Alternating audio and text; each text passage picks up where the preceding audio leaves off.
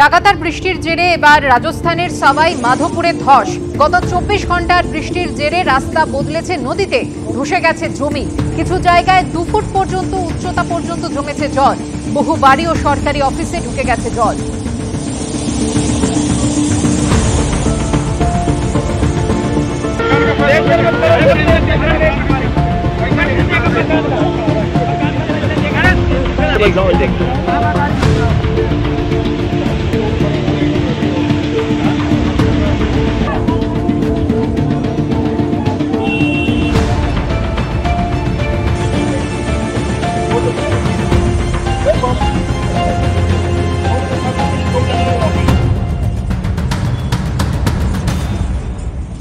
দু 2026-এর বিধানসভা ভোট যখন আর কয়েক মাস বাকি, তখন ঠাকুরনগরে মতুয়া কার্ড ও ধর্মীয় সার্টিফিকেট দেওয়া ঘিরে দুই ভাই শান্তনু ঠাকুর ও সুব্রত ঠাকুরের সংঘাত একেবারে প্রকাশ্যে চলে এলো।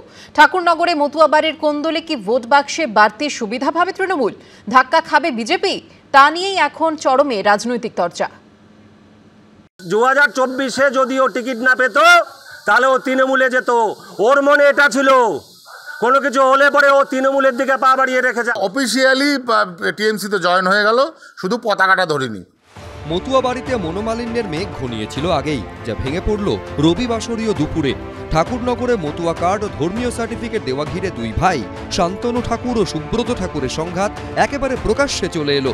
তৃণমূল হোক বা বিজেপি, সবার কাছে বড় ফ্যাক্টর মতুয়া ভোট ব্যাংক। তাই 2026-এর বিধানসভা ভোট যখন আর কয়েক মাস বাকি, তখন ঠাকুরনগরের মতুয়া বাড়ির এই সংঘাত নিয়ে শোরগোল পড়ে গিয়েছে রাজনীতিতেও।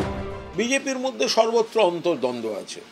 মতুয়া সমাজের সঙ্গে মমতা বন্দ্যোপাধ্যায় যেভাবে তাদের সম্মান দেওয়া, উন্নয়ন, অন্য সমস্ত বিষয়, পরবর্তীকালে বিজেপি সেই জায়গাটায় ঢুকে বিভ্রান্তিকর এবং মিথ্যা প্রচার করে গোটা জিনিসটা জটিলতা তৈরি করে এখন তাদের মধ্যে দেখুন, কিছু মানুষকে মানে অল্প দিনের জন্য ভুল বুঝিয়েছিল, কিন্তু সব মানুষকে তো চিরদিনের জন্য ভুল বুঝিয়ে রাখতে পারবে না এরা।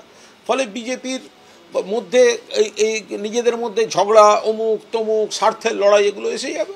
ওই পরিবারের মধ্যে নানা রকম বিষয়ে মতভেদ ইত্যাদি আছে। আমার মনে হয় যে বাইরের লোকের তাতে নাক গলানো উচিত নয়, কিন্তু তৃণমূলের কাজই হচ্ছে লোকের ঘরের মধ্যে ঢুকে পড়া, সমস্যা তৈরি করা, আর সেই সমস্যার সমাধানের নাম করে পরিস্থিতিকে আরও ঘোটালো করা, আরও ঘোরালো করিয়ে দেওয়া। যে ঘরের বিষয় ঘরেই দেখবেন আপনা থেকে সমাধান হয়ে যাবে, যদি বাইরে থেকে লোক উস্কানি না দেয়। বাংলায় প্রায় 2,87,00,000 মানুষ নমশূদ্র সম্প্রদায়ের, যার সিংহভাগই মতুয়া। বাংলার অন্তত 74টি বিধানসভা কেন্দ্রের ফলাফলে গুরুত্বপূর্ণ ভূমিকা পালন করে মতুয়া ভোট। উত্তর ও দক্ষিণ 24 পরগনার 31টি সংরক্ষিত বিধানসভা আসনে তো কার্যত নিয়ন্ত্রকের ভূমিকা নেয় মতুয়া ভোট ব্যাংক। এবারে যে মতুয়া ভোটের বিরাট অংশ যেটা বিজেপি পেত বা পাবে বলে আশা করেছে, সেই জায়গায় বিজেপির মধ্যে এরম আড়াআড়ি দ্বন্দ্ব এবং সেখানে মমতা বালা ঠাকুরের সঙ্গে যোগাযোগ করছেন সুব্রত ঠাকুর, এই বিষয়টি কিন্তু বিজেপির পক্ষে একেবারেই ভালো খবর নয়।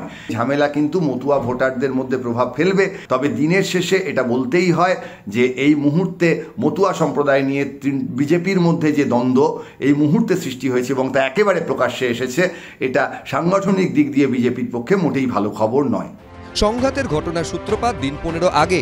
ভোটার তালিকায় বিশেষ সংশোধনের প্রেক্ষাপটে বিজেপি বিধায়ক সুব্রত ঠাকুর ও বিজেপি সাংসদ শান্তনু ঠাকুরের বাড়ির সামনে ক্যাম্প করে মতুয়া কার্ড দেওয়া হচ্ছিল। শান্তনু ঠাকুর নিজের বাড়ির সামনে থেকে সরিয়ে নাট মন্দিরে ক্যাম্প করতেই তাল কাটে।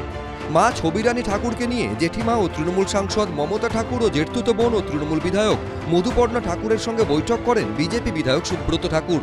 এরপরই ভাইরাল হয় সুব্রত ঠাকুরের এই বক্তব্য।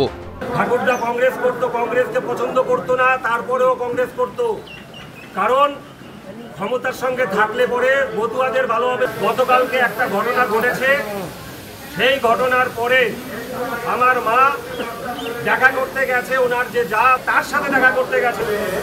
আমার জেঠিমা, মমতাবালা ঠাকুর এবং বোনের সাথে এই 4 জনে মিলে আমরা কথা বলেছি। ঠাকুর বাড়িতে যে দালাল চক্র চলছে এবং তার সাথে সাথে এই যে কুক্ষিগত করার জায়গা, একাই করব একাই খাবো, এই জিনিসটাকে বন্ধ করতে হবে।